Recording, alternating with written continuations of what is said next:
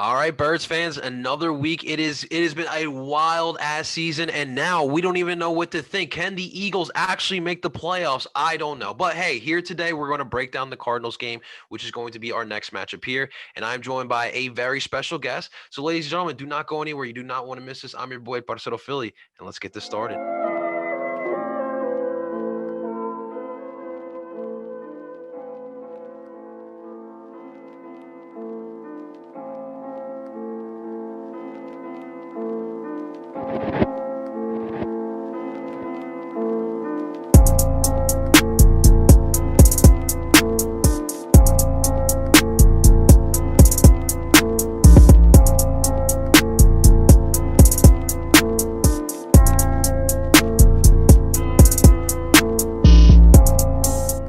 That is right. Welcome, everyone, to my channel. I'm your boy, Parcero Philly, the uniter of all things sports and culture here in the beautiful city of Philadelphia. And before we move forward, ladies and gentlemen, do not forget to hit that like button, subscribe to the channel, hit that bell button for notifications, as well as sharing this video and this channel to help your favorite Parcero grow here in this beautiful ass city that we live here called Philadelphia.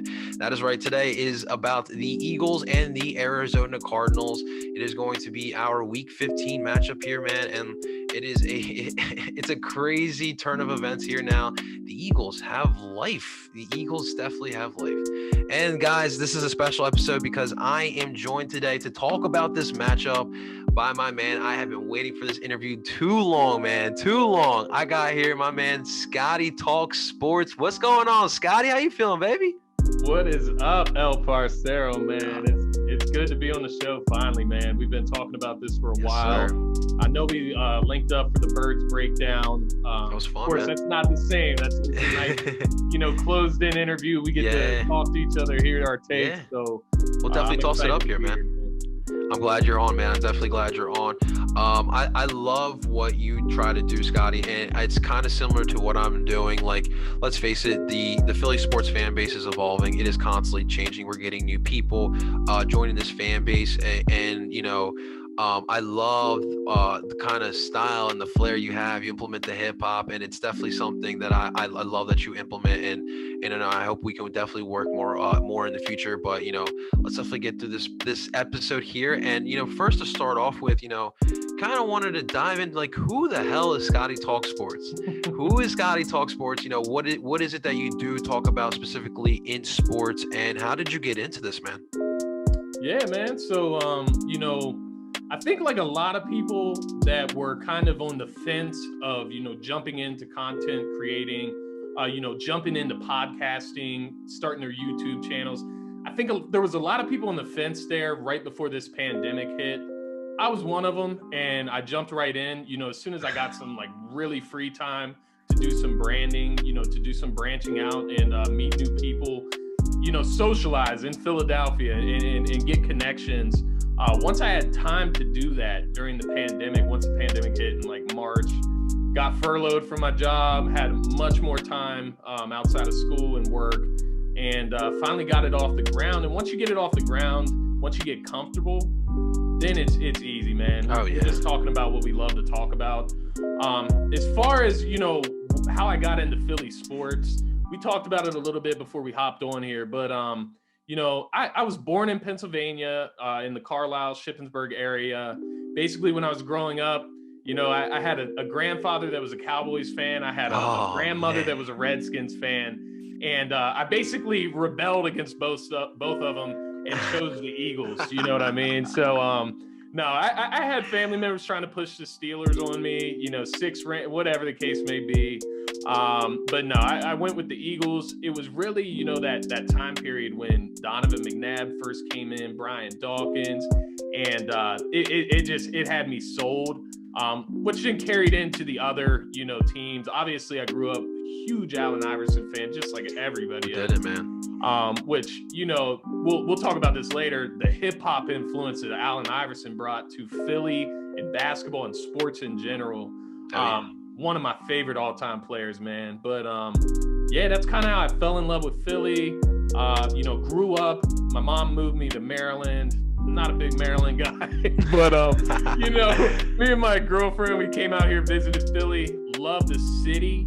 I know it's all about the teams and stuff, But that's what I like about your podcast, man. You talk about the actual city, the culture of the city, how the city feels. It's not all sports here. These are hardworking people. This is a blue-collar city, and you're going to get your money's worth here when you're putting the work in and grinding it out. And it just fuels me more living here, obviously. But dude, you just nailed it right there. That's me. You nailed That's it. how I got here. And people, a lot of people, I don't talk about this often. Like, anytime, like, I'm even like, so right now I'm living in South Jersey due to the pandemic, and I go over that bridge, dude, and I see that skyline. Like, I tell my girlfriend, and she still thinks I'm weird, but I get these butterflies. I'm not even kidding, guys. Like, I get these butterflies in my stomach, and I get this thing. Like, I started getting emotional because, like, all I want to do is represent that damn city, because I fucking love that city so damn much. And you just nailed it there, dude. And it's about bringing Philly to a different light, like showing all different types of lights here in Philly. And I love that you are all on board with doing that, man. But like, hey, like we talked about, you implement a lot of hip hop into what you do. Even like, the graphics that you do, it's very like wavy, it's very, trippy type of stuff. And it reminds me, like, even seeing like a mixtape cover. And it's like, Scotty, every time you put out like your videos and when I was like, it's like, Scotty just dropped that new mixtape, dog. Like, I gotta cop that shit. I want to listen to it. And I love that, intrigued by it and the music that you use.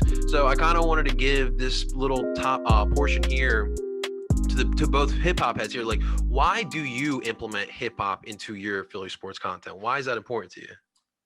So there's two different, I guess, scenarios here where, why and how I do it. Basically what it means to me, you know what I mean? Like you said, we're both hip hop heads. I come from a background of hip hop. I grew up on hip hop.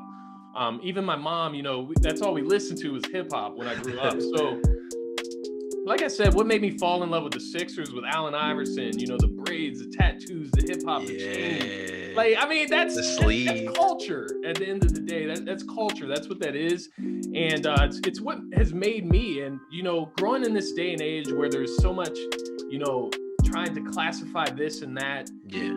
We have to express ourselves. We can't be afraid to step out of, what is familiar, what is normal. Amen, brother. It just because, maybe we're the only ones introducing hip hop into our podcast. Maybe not, whatever represents you.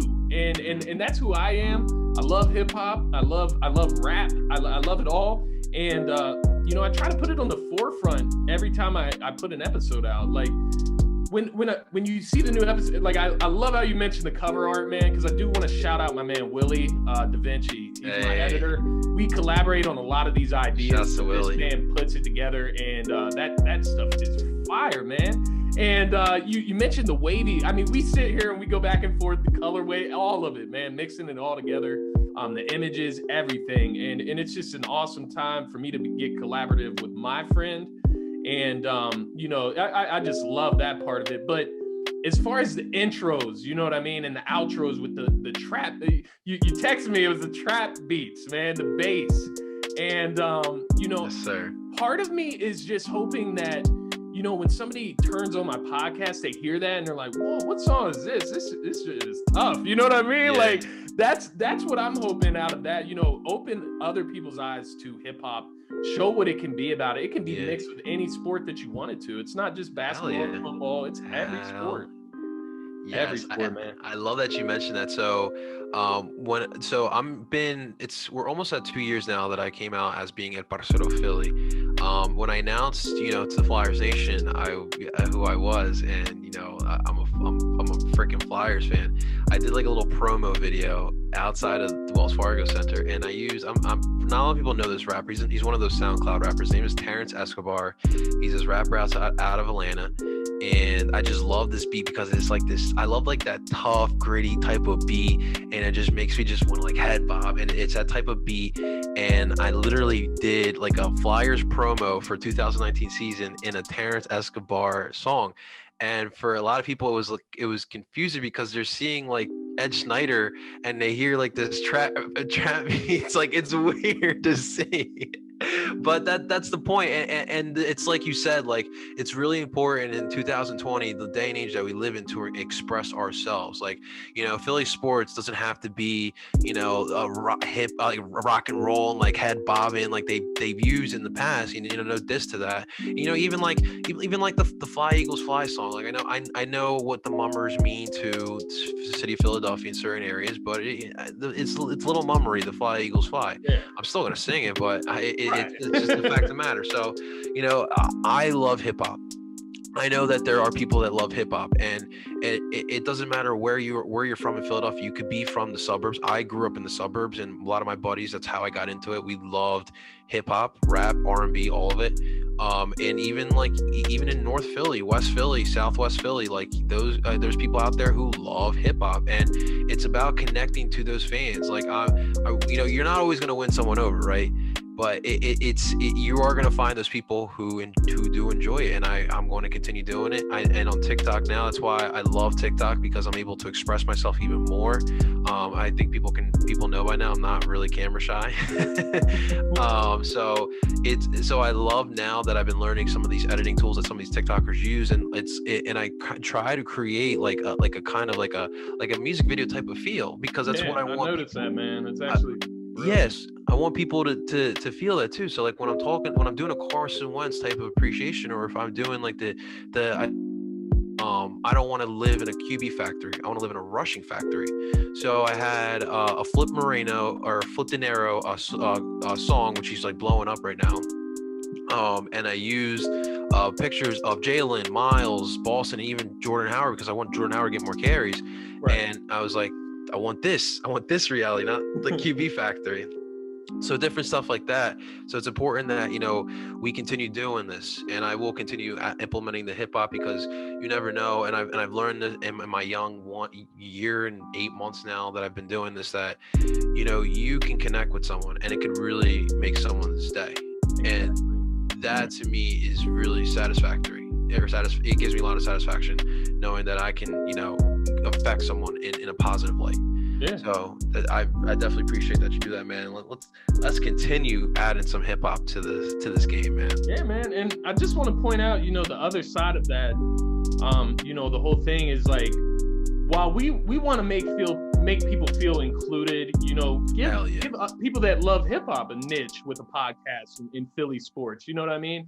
And part of that is also the other side as well, where you can't always worry about if you're offending someone, or if, when I first started the podcast, I was like, man, is somebody going to turn it off right there just because of this song? It doesn't matter. I mean, if they were going to turn it off there, they were going to turn it off anyways. You know what I mean? They were looking for a reason to turn it off.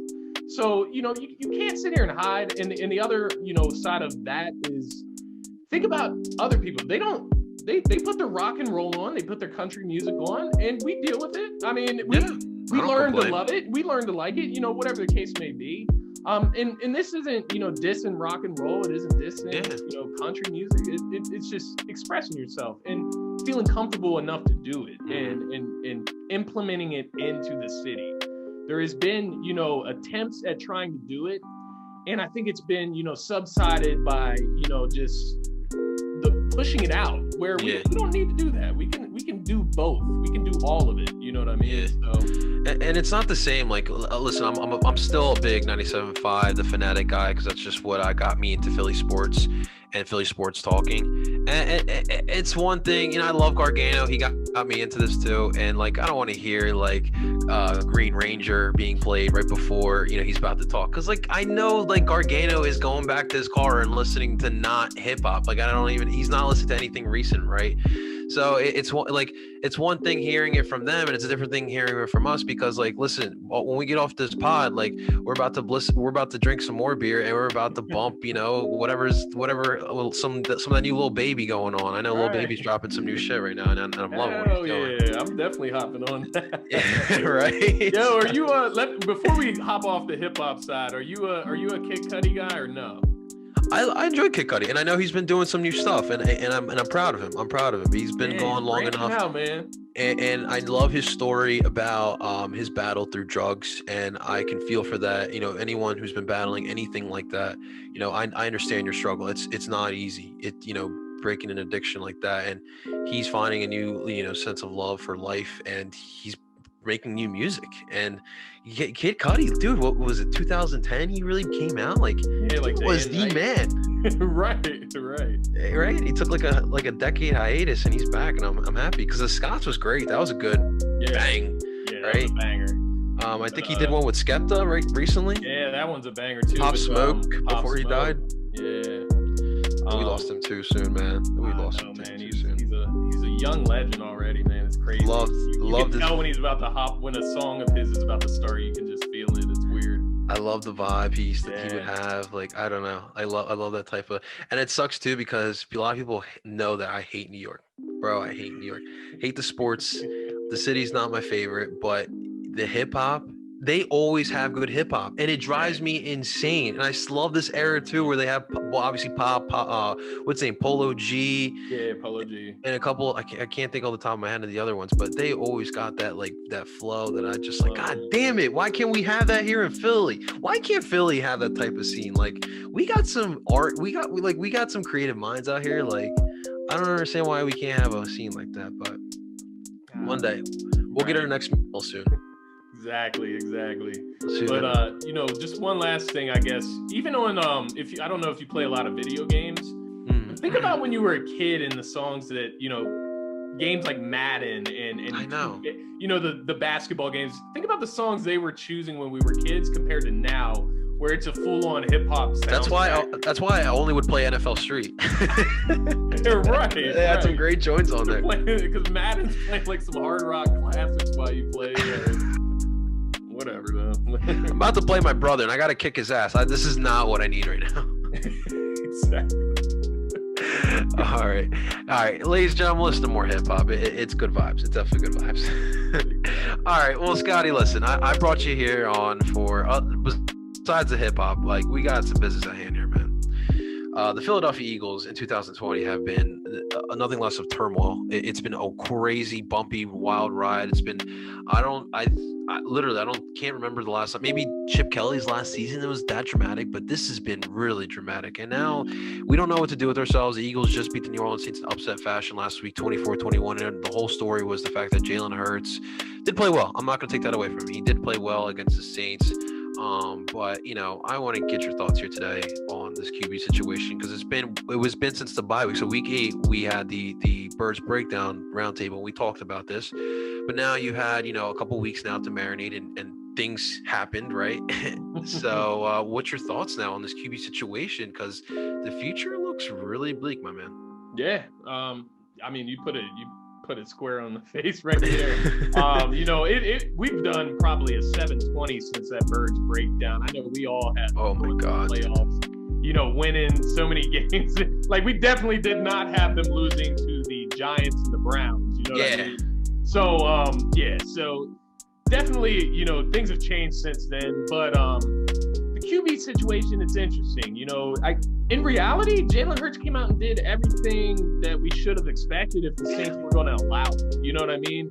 So he ran the ball a lot. He ran for over 100 rushing yards. So 18 carries. I mean, he did what you would expect a mobile rookie quarterback to do. It's not to cut you off real quick, but it was the second most rushing yards by a rookie QB. That was crazy. And the Saints allowed that. You know what I mean? You would have thought coming into that game with such a stout defense, they would have just packed the box and make Jalen Hurts throw the football. But they decided not to do that. We were able to expose them with Miles Sanders and Jalen Hurts in the run game. I think the big note here is that the passing game was still mediocre. And he definitely made some better decisions than what Carson's been doing lately. Oh, yeah. Simply just throwing the ball out of bounds when he's getting close to the sideline instead of taking a sack. Stuff like that makes a huge difference. So I won't let that go unnoticed. But as far as, the pass plays, Jalen Hurts missed a few open guys. He's a rookie. He's going to do that. I mean, you got to expect it. But overall, against one of the best defenses in the league, Jalen Hurts performed very well. Me, if you follow me, I'm a big Carson Wentz guy. I'm a believer. Yeah. I'm not totally out on him like, a lot of people are transitioning to right now. How are you feeling right now? I'll kind of bounce off you. Yeah, no, I mean, I'm the same way. I'm a Carson guy, and I really do think we didn't do our due diligence with him. I mean, we really didn't. And it's not to say that he's not at fault. Like, some of these things are on him, and he's got to play better overall. But it was a great performance. And I think what people don't realize is Jalen has a skill set that hit a lot of the problems with the Eagles offense. Like let's face it, like the Eagles on Sunday are going to put out their 14 different combination up front with their offensive line. I don't care. Like that's not sustainable in the NFL. 14 different combinations, guys. Like, come on now. And he was able to find those little gaps when things were breaking down, and he was able to run. And he has that long stride, and he's fast enough to get those yards. And his legs really got us that win. Yeah. And it's not to knock his game, because he played really well. And I think in the NFL, it has been proven that you can win with the running style QB. For how long, that hasn't been proven yet, right? Yeah, exactly. But no, look, I think the next couple of weeks are going to be really telling. We will see, like, we still have an opportunity to even make the playoffs, which is absolutely nuts to think about.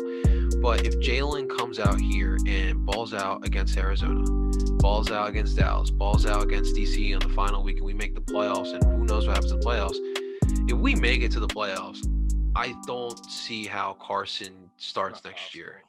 The problem is you're stuck with Carson Wentz at $30 million next year.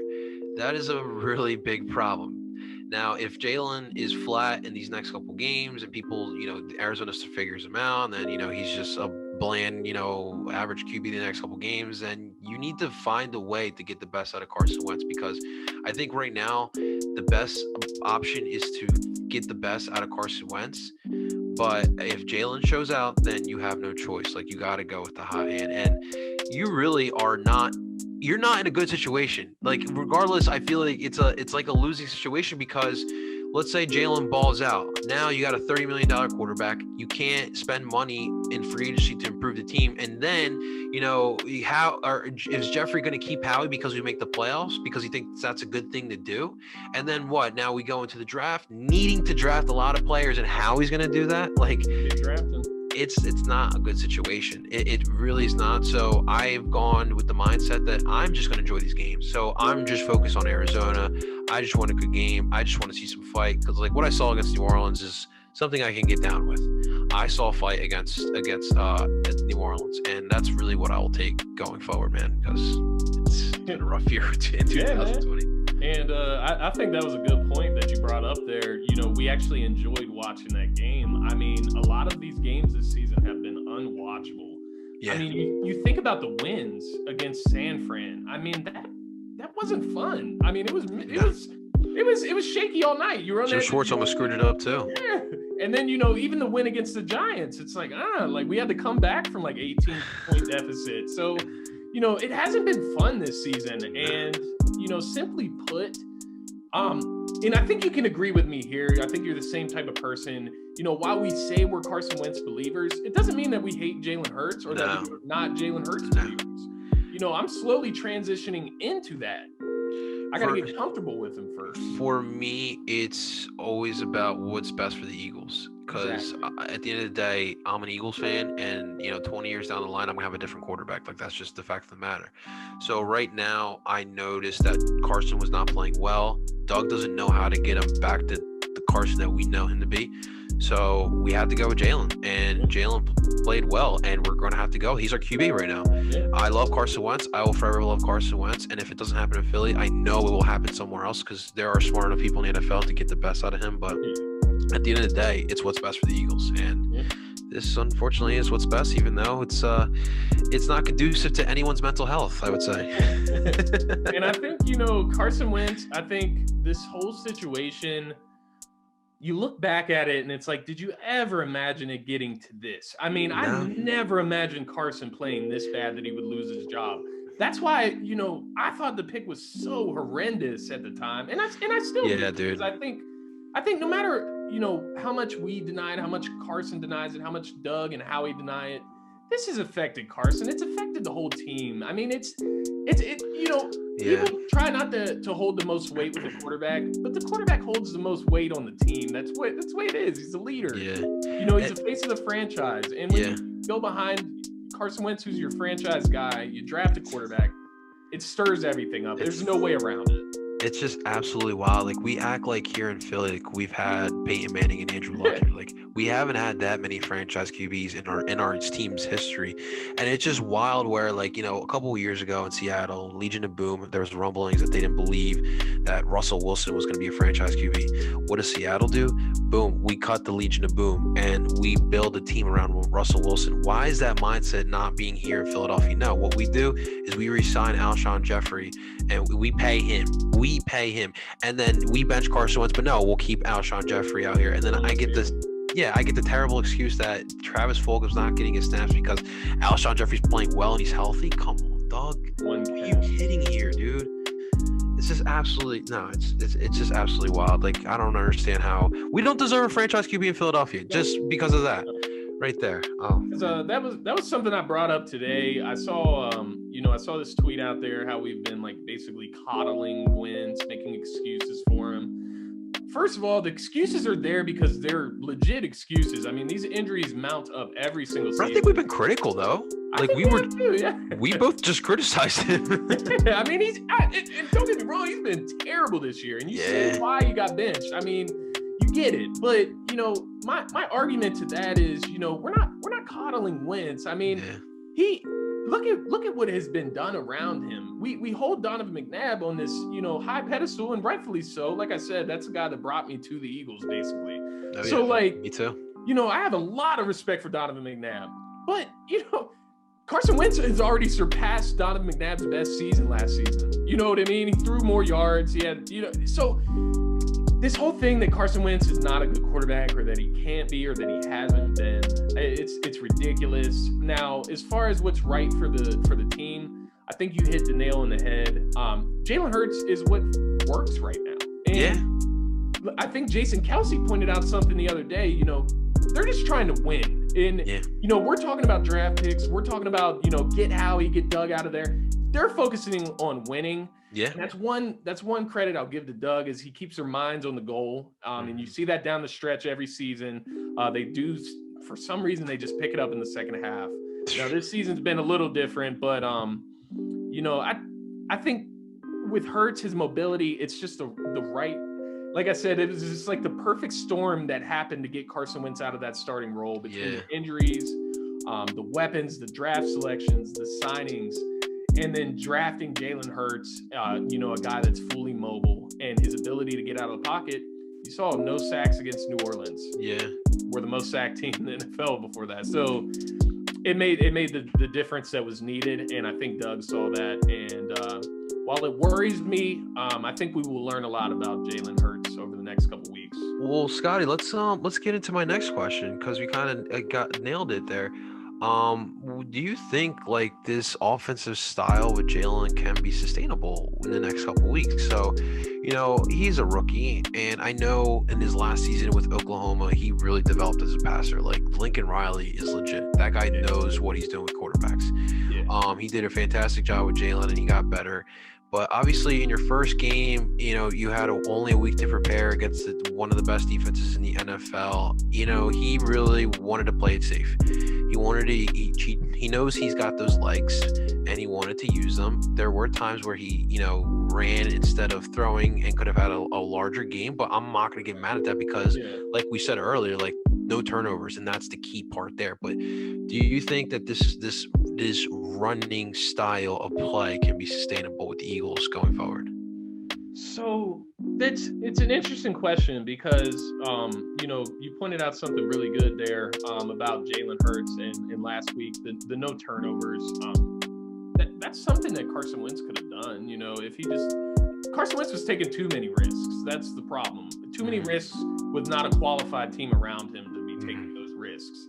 And you saw a safe game plan from Doug and Jalen. So this is where this whole rift comes in between Doug and Carson, which is just something I wanted to point out before I touch on the run game. But why does it seem like the game plan changes whenever Carson leaves the game?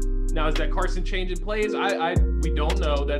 the whole thing with this organization is we don't really know anything about the blurred lines. I mean, we don't know who's at fault, who's making the choices. So I think it's just flat out, Scotty, that just Carson is just not the type of quarterback that Doug really wanted or wants. And obviously it's weird to say because, you know, you would say, didn't Doug draft or wasn't Doug part of the room when we drafted Carson? Yeah, but I don't think that Carson or Doug envisioned it to be like this. It's a reason why, you know, it's crazy when you have Nick Foles and when you have Jalen Hurts in there. It's the same type of offense. It's the RPOs, it's the mesh, it's the emphasis in the running game, and everything is based around the running game. And it's weird. I don't understand why we can't run that type of offense when Carson Wentz is there. Is it that Carson is calling the plays off at the line? I don't. It's a mixed, you know, report, but I would think that Carson, even like in that 4-game streak, like they ran the ball effectively. And that's the thing that people forget too, is that they would run the ball effectively and they would run a lot of crossing. I remember a lot of those plays in those last 4 games. There was a lot of crossing going on in that field. And even Carson like going reverse field and throwing the ball, and he was successful in that. So he's at his best, man, getting him out of the pocket. I mean, it's the same things. I mean, I think you brought up a good point. You know, Doug was in the room when they drafted Carson. But I think Carson is also, you know, I don't know if the confidence is on his end where he's saying, don't get me out of the pocket, don't run me that much, whatever the case may be. But Carson came out of college as a different quarterback. He is a guy that, you know, likes to run. I mean, he's not Jalen Hurts. Jalen Hurts is more of the quick, you know, he's a mobile quarterback. Carson Wentz can still, you know, pass out of the pocket, but it's weird because like likes to get on the move though. Yeah, you know? It's weird because at North Dakota they ran like it was like kind of like a there was like West Coast concepts. Like they had fullbacks. There was a lot of I formations, weeks, and all that stuff. You had double tight ends. You know, it was the basic formations that you remember in the West Coast system, and it's just.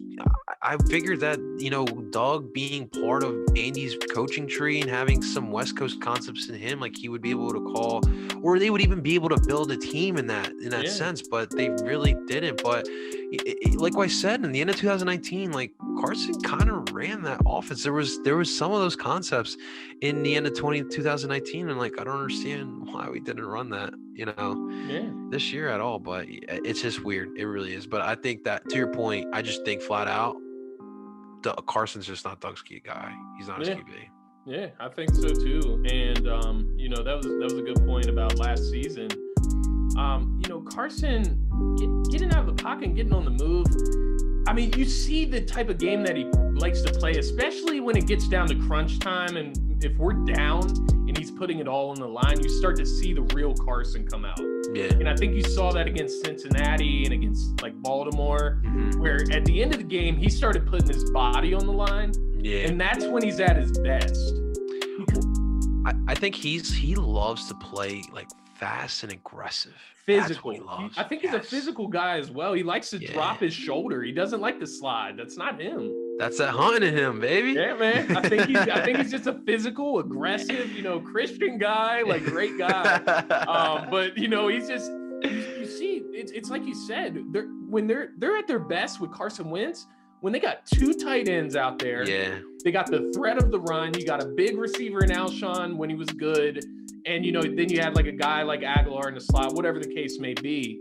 But, you know, it's that 2 tight end, 12 personnel set, jam it down your throat. And we did it against, you know, Green Bay down the stretch last year, all the NFC East teams we played last year. Yeah. Miles was a bigger part of the offense.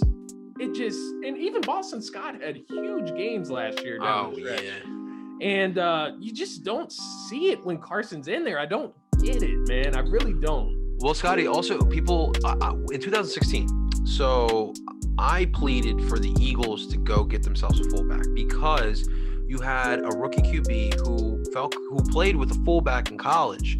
You remember that season we had Dorial Green Beckham, we had Nelson Aguilar, Jordan Matthews, Bryce Treggs. Like it was some terrible names there. And I'm like, listen, just get him a fullback, you know, and just run the ball. We had Ryan Matthews that year, right? Yeah. Just run the ball. and just roll him out. Get that fullback involved. We never did it, and it is what it is. But I would have loved to see what could have that been, because I think that is the type of style that he likes to play with. Like I think maybe maybe when Alex Smith was at Kansas City, like that type of offense. I think that is the type of offense that Carson would like to run. And that was my thing, during this rough stretch in my mind that I just couldn't grasp. I'm like, is Carson, like, are we not capable of at least just making him a game manager? Like, is that something, is that Doug? Is that Carson? Like, is he not capable of, how do you go from MVP to not even being able to just manage an offense? Just be a manager. But but also, Scotty, you've never heard of that. Like, you've seen like good players, show a spurt, but like you've never seen anything like Carson. Carson showed you flashes in his first year. Obviously, 2017 was an MVP type of season.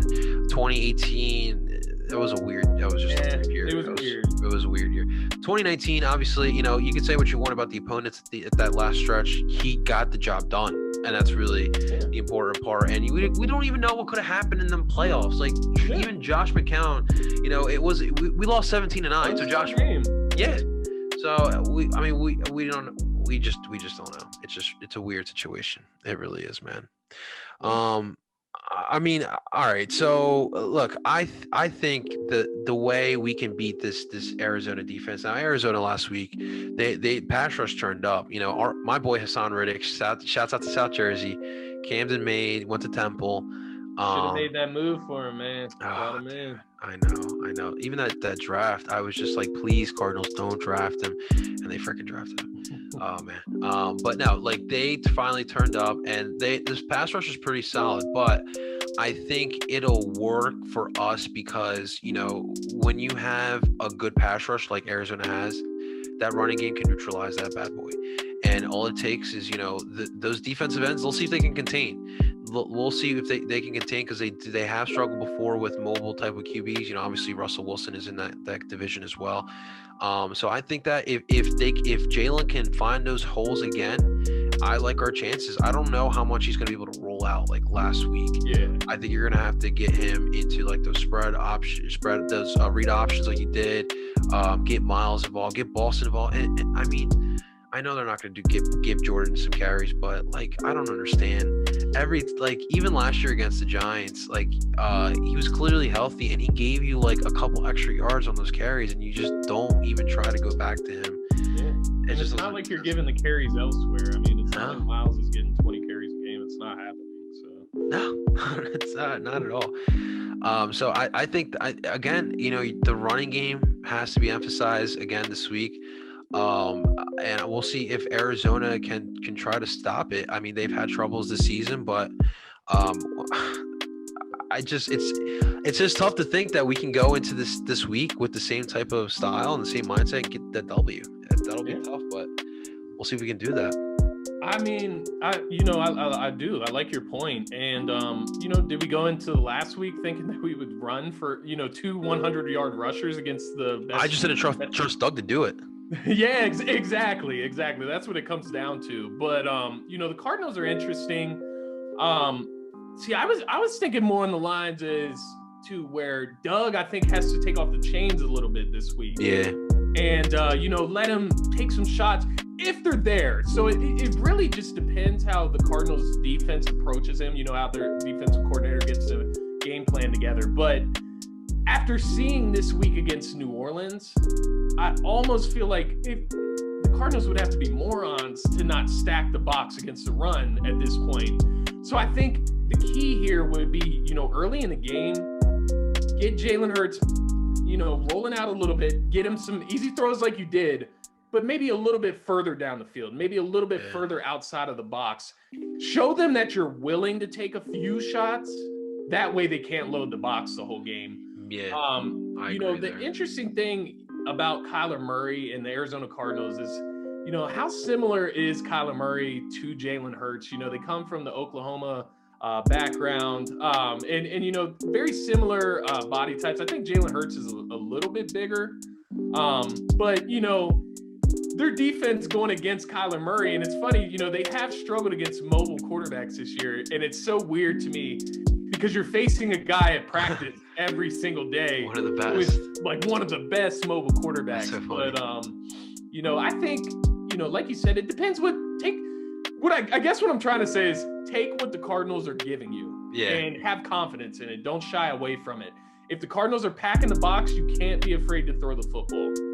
No, I 100% agree with you. And I really hope that this week, Jalen and this offensive coaching staff and the 1,000 coaches that are in that room, you know, talking to Jalen with Carson Wentz now too, just learning from the tape, because, you know, I expect the Cardinals are going to try to shut down this running game, and they're going to expect Jalen Hurts to beat them with the arm.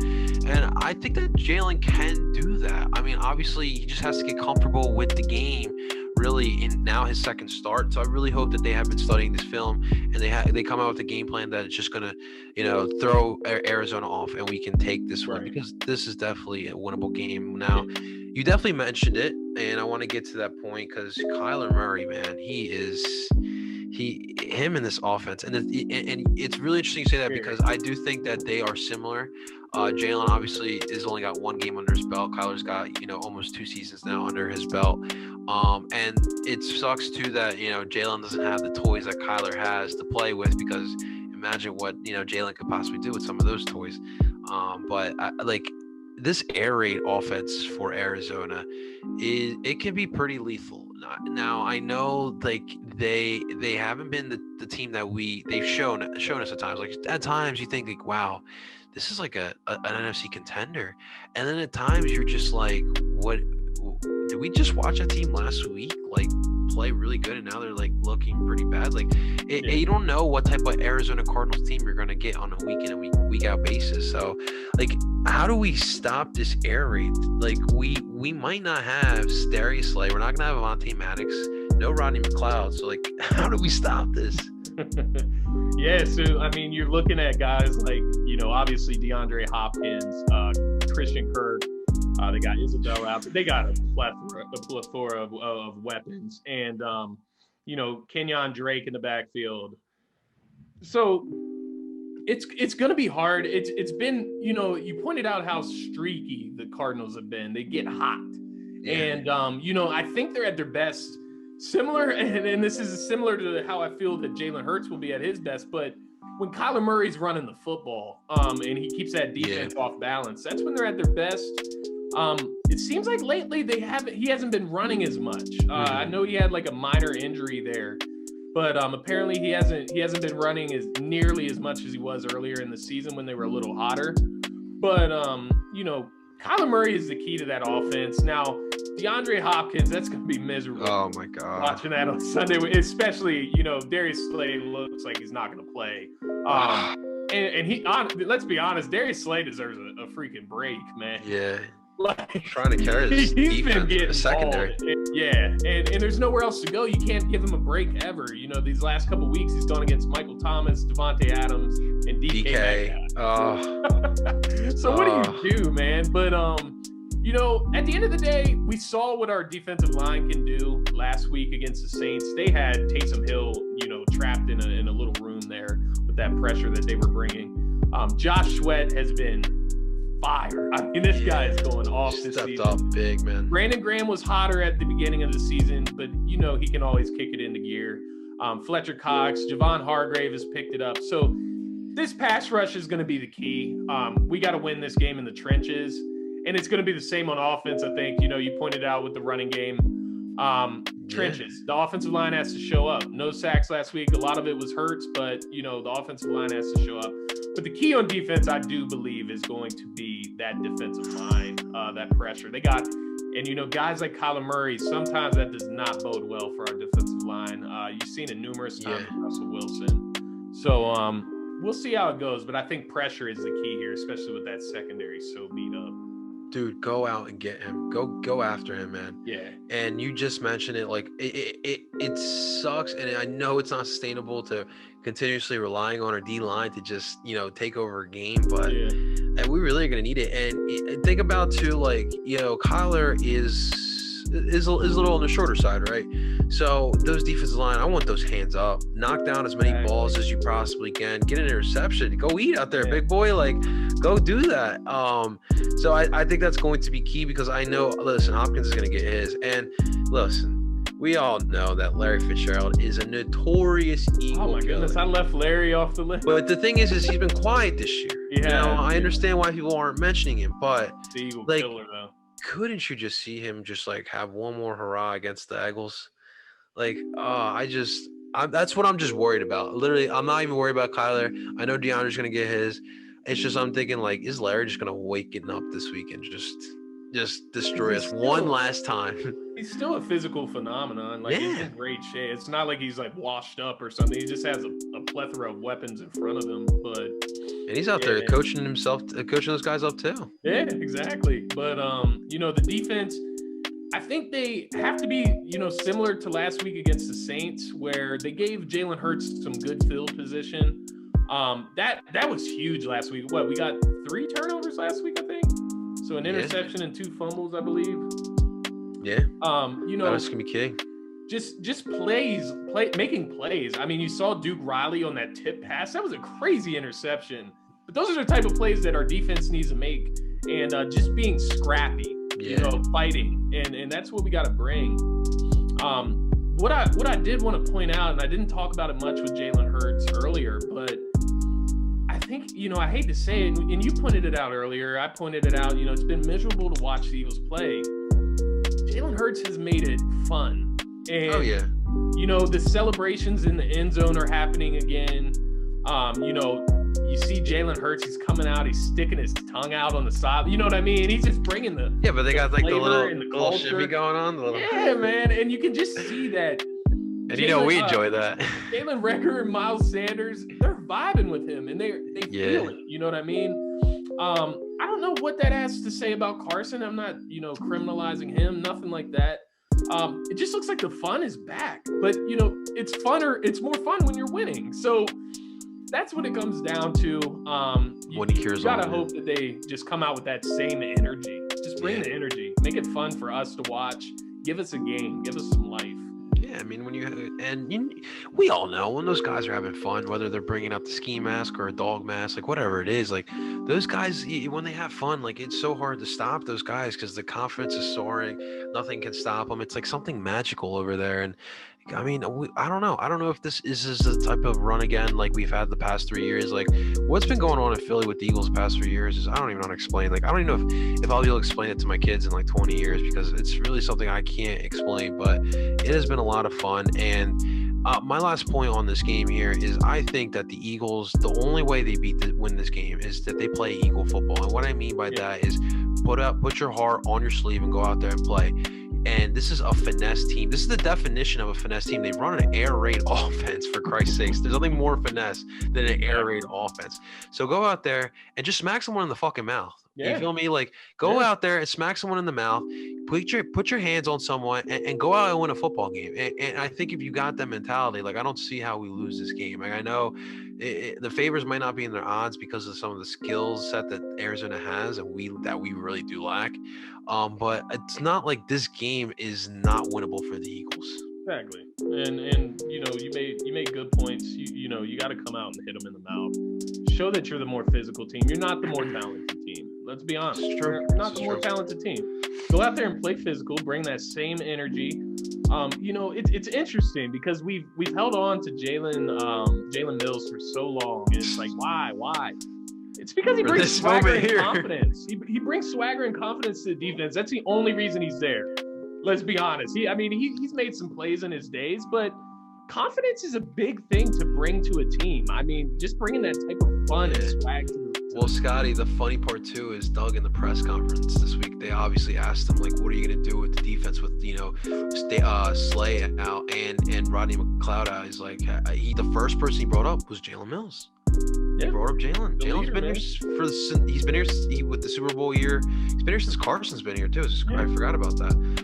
But yeah, he's a leader too, and he's been a starter for long enough now. It's time for him to, play hard and lead these guys. Yeah. that's the next step for him, man. Another guy I wanted to point out on that defense as well, and I'm sure you're a big fan of him, Alex Singleton, man. He's been punching guys in the mouth with some of these hits, man. When he gets up in that hole, he crushes these guys, and he can definitely set the tone tomorrow. Yeah. I mean, Duke Riley plays hard. Duke Riley does more dumb stuff. Yeah. But he does play hard. He's similar to Alex Singleton. Singleton's just a little bit better, but yeah, I don't know. He's just like a madman at Duke Riley. He just goes out there. Like, I feel like he just plays without a head. That's really what it is. Seriously.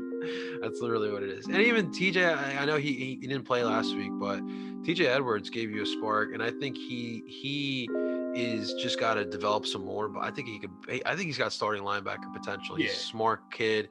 He's he's fundamentally sound, and I hope he gets to play this. I'm not sure what his injury was exactly, but I would love to see him back, man. I think for me, the disturbing thing about the defense this year, and I think it's why people have been clamoring so much for linebackers and stuff. We haven't had a good linebacker since Jordan Hicks, and he didn't play that often for us. He was always injured. And we're about to see him this week. Yeah, exactly. And he's been a stud for them. But health was just the issue with him. Malcolm Jenkins is the one that was the linebacker for the longest there. In this season you saw that hole and you saw the weakness in the run game. And that's something that TJ Edwards is actually really good at. It's the run game. He's not great in pass coverage. But if we can just get, if he can be that guy, the middle linebacker that can always just be there to fill the right gaps and stuff the run. Oh, yeah. That's what we've lived off of, is a great run defense, shaky pass defense. And we had a shaky pass defense when we won the Super Bowl. Yeah. But you had the great defensive line and you had a great run defense. You made that offense one-dimensional, and that's how you win games. But it's interesting, man. We can beat the Cardinals. It's just...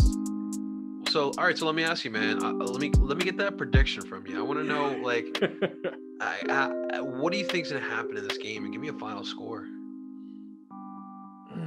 Man, I'm trying to go with my gut feeling here. I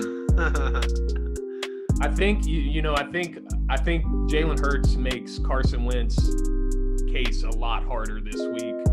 I think he's gonna show some light on the passing game. I think he's gonna really make some decent throws this week to really show that he can be a passing quarterback as well. I think they're gonna force him into that. And I think as long as he, don't make the dumb decisions, don't make the stupid throws, don't fumble the football, don't turn the ball over, mistake-free football, you're gonna win the game. And I truly believe that. I think the Cardinals will make a few mistakes. I think our defense picked up some energy that last game against the Saints, and they kind of learned how to turn the ball over, because we didn't get a lot of turnovers this season. Yeah. But we got guys on that defense. We got talented guys on the defense, especially that defensive line. There's no reason we can't get in Kyler Murray's head if we get pressure on him, man. I'm going to go – I know the Cardinals are going to score over 20 points. I think we got to hit 30 points this week, man, to win. And I think that we could do that. I think that we could do that. I'm going to go 31-24 Eagles. 31-24 Birds. I don't even remember the last time we scored 30. Was it 30 points, right? Oh, my God, dude. It's such a long year. We don't even know what offense is in Philadelphia anymore. Oh, man. I want to say they're going to win, just because I want to say, like, they've got this the Eagles we know are back, right? Right. And like I said, this is a very winnable game for the Eagles. Like, this offense with Jalen Hurts is revived a little bit. And let's not forget too, with the Eagles, like I had mentioned this earlier, they have been in almost every single game this season. And it's really been, mental mistakes is the reason why they are 4-8-1 right now. And if they play the way they did against New Orleans, they didn't shoot themselves in the foot, and that was really the key to why they won the game, then they can beat most of the teams in the NFL just because of the way that they are built. Like, people forget just because of what's going on right now, but the Eagles are a mentally tough team. Well, let me get on the defense too. So defensively, it does worry me that the secondary is a little depleted, and Kyler Murray's got those weapons. But and it's tough to rely on our defensive line every single week. That being said, I can't go with the win here. I can't. I'm a superstitious guy. I think that traveling cross country is going to be tough too. Going to Arizona, that heat. Listen, I know it sounds like a vacation because it's freaking freezing. It is freezing cold here in Philadelphia. Still hot. Snowstorm. Still hot in Arizona. Yeah, it is. It is scorching hot down there, and that is. Don't get that twisted. That it can be an advantage for Arizona. The humidity, they could be out of, or that could really affect their fitness and their shape down there. So I'm going to say that Arizona wins this game. I'm going to go a 24-23 win by Arizona. It's going to be a really close one. I'm really hoping I am wrong, but I can't go with the win yet. I'm going to wait. That's fair, man. That's fair. I'm going to wait and see what's going to happen. And we also need to talk about here. So not only are we going to be watching this game, Scotty, but my man, we got two other important games this week that we need to watch. So obviously, the race for the NFC East, Washington and New York are ahead of us. Both of those guys could be without their quarterbacks. Very key. Daniel Jones and Alex Smith both can be out this week. So Washington's facing off against Seattle. New York is facing off against Cleveland. First off, do you think Washington beats Seattle? I'm not a big Dwayne Haskins guy. I'm really not. Their defense is really good. Oh yeah. Seattle's been shaky. I feel like they need to win this game. So I think, to keep their standing in the NFC, I think they need to win this game. I think they'll take care of business against, a guy like Dwayne Haskins. The difference between Dwayne Haskins and Alex Smith to me is that Alex Smith isn't really going to turn the ball over that much, where Dwayne Haskins, you don't know what you're getting from that guy. So he's another airhead too. Yeah. I'm going to go with the Seahawks in that one. I feel like they need it, especially in that NFC West race. That's a tight one out there. Man. So they need that game, just as much as the Washington football team does. Yeah. But Washington football team has a great defense. That's the scariest part of the division in general is their defense. I just think about what Mike Tomlin said again to why can't I think of his name? Why can't I think of his name right now? Player coach. The defensive end. The second Chase Young. Chase Young. I just literally blanked there. No, it's funny what Mike Tomlin said to Chase Young is like, I don't want to know what it's like to lose that many games to get a player like you. And that's because he is a special type of player. You've seen it. He's literally about to carry Washington to an NFC East title. It can very well happen. But I agree with you. I think it's time it's put up or shut up time for Seattle. They got to win this game. I really do. And Washington has to win this game too. But obviously, Russell Wilson or Haskins, this is still a QB league, guys. And I like Russell Wilson over Haskins. So I hope Seattle just does us a favor because they kind of owe us. Let's face it, they kind of owe us. All those wins they've had against us. I don't hate Seattle. I don't hate the fan. I don't know. It's just like a stigma with it. They own us. Russell Wilson. I don't hate Pete Carroll, but I just hate the team. They've eliminated us so many times. I don't know. Bad things happen in Seattle. For the Eagles, at least, right? For the Eagles, at least, that's right. All right, and then the Giants and the Brownies, man. I think the Brownies are gonna whip them up. Browns. I mean, they had a tough one against the Ravens. They probably should have won that game. But the Browns have looked pretty good. They at least know who they are. Yeah. And I think that's a huge thing in this league. They're a run-based team. Baker Mayfield's looked all right this season. You know what I mean? Giants don't have a ton of firepower on offense. They've kind of just been. I don't know a lot about the Giants other than when they played us, but they just look like this middle of the pack team that doesn't have really a high ceiling, but maybe a higher floor. Mm-hmm. They no Daniel Jones. I think he does make a difference with that offense, significantly the way he can move out of the pocket and run the football. So I'm going to go with the Browns. I think their defense will hold up against the Giants enough to make that a decently easy game.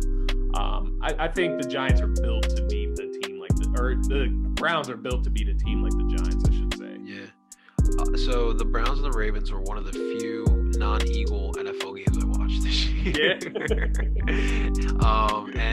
And oh, I mean, dude, like Baker and the Browns, they put up a great performance. It's just Baltimore showed up, and Baltimore has their number. It's just when it comes to Pittsburgh and Baltimore, Cleveland doesn't have an answer for it. It's just the fact of the matter. So when it comes to the Giants, I will give credit to Judge. I think what the Giants missed the past couple of years, it's obvious they were able to draft good, offensive weapons and whatnot, and you had Eli Manning, but they lacked discipline.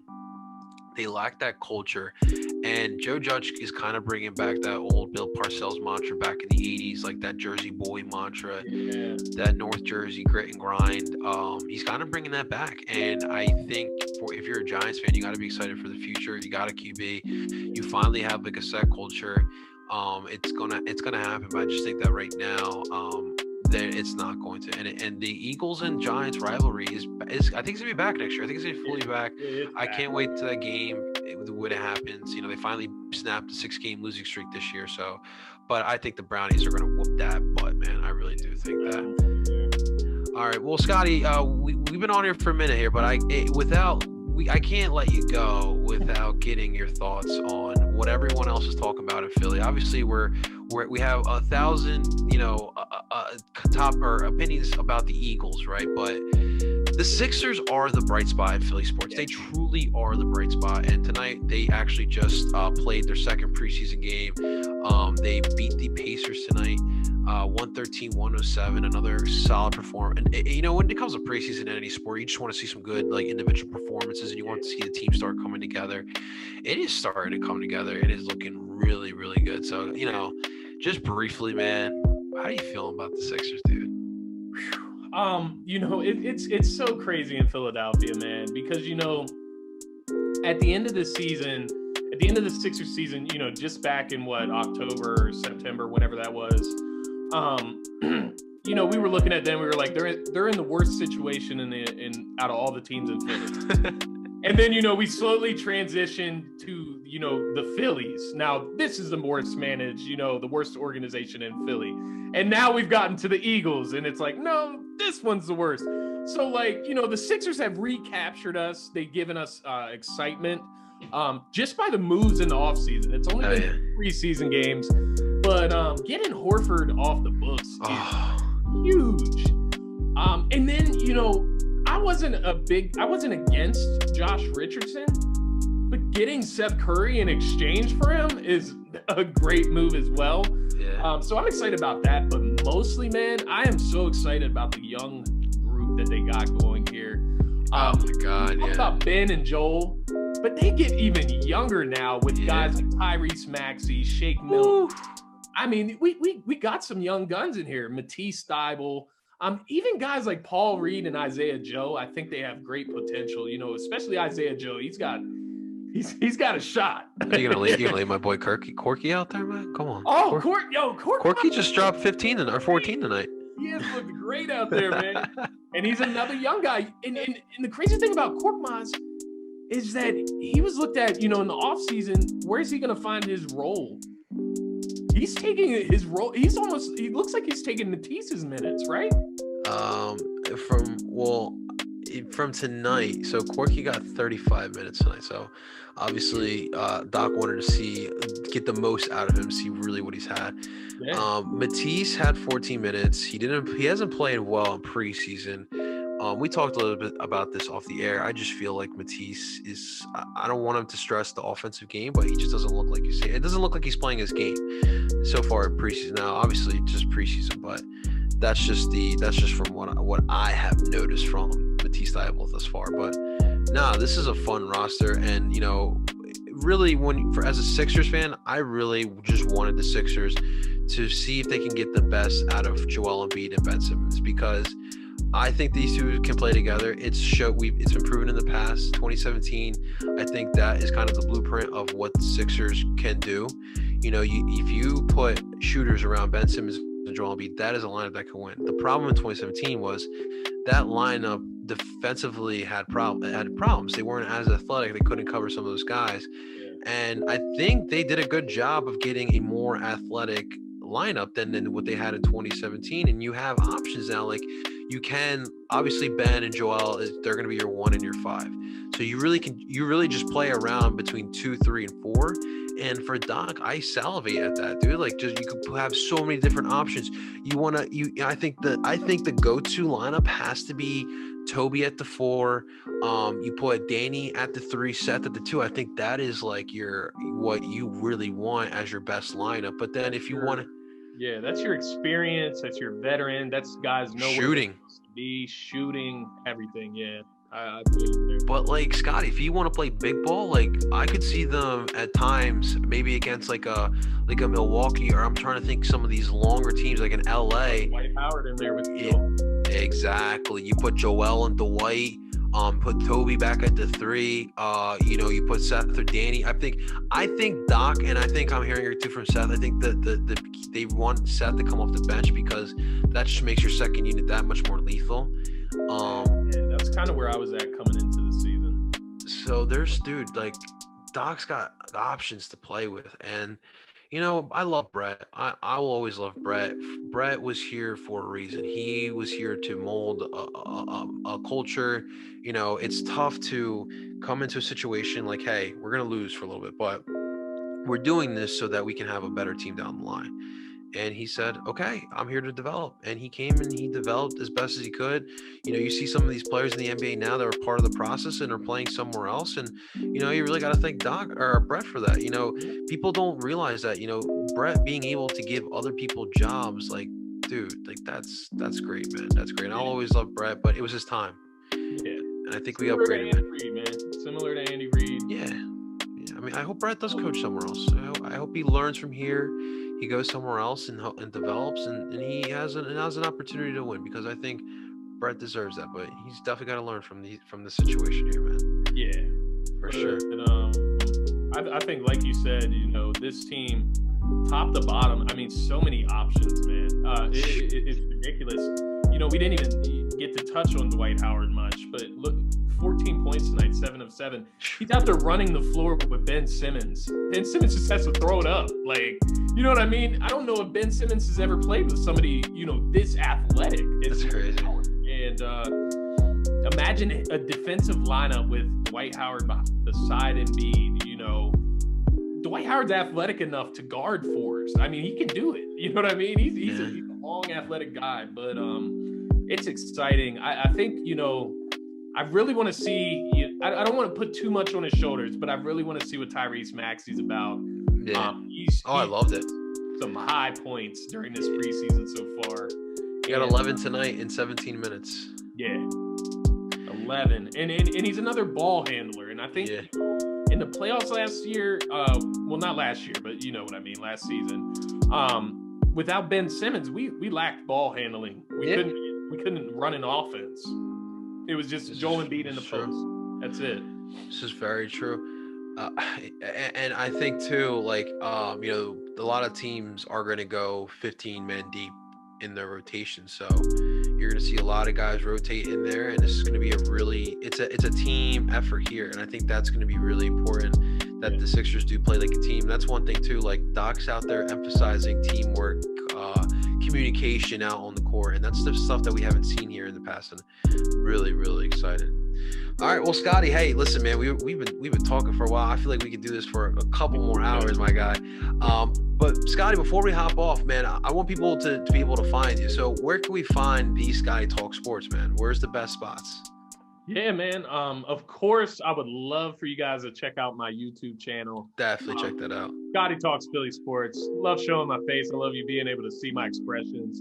I got a lot of good stuff going on around here. But you can find me on any mainstream podcasting app, Apple Podcasts, Google Podcasts, Spotify, all of them. I'm on all of them, Anchor.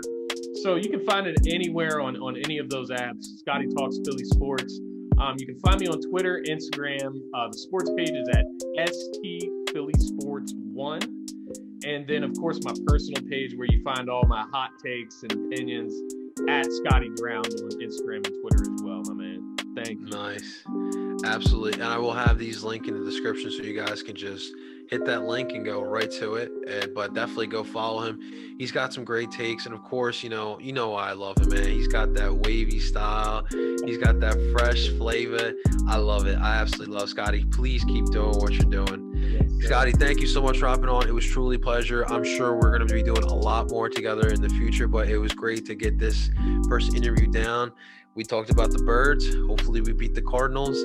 Ladies and gentlemen, that is Scotty Talks Sports. I'm in Paracero, Philly. We're telling you guys, go Birds! Go Birds! Go Birds! Yes, sir. Talk to you soon.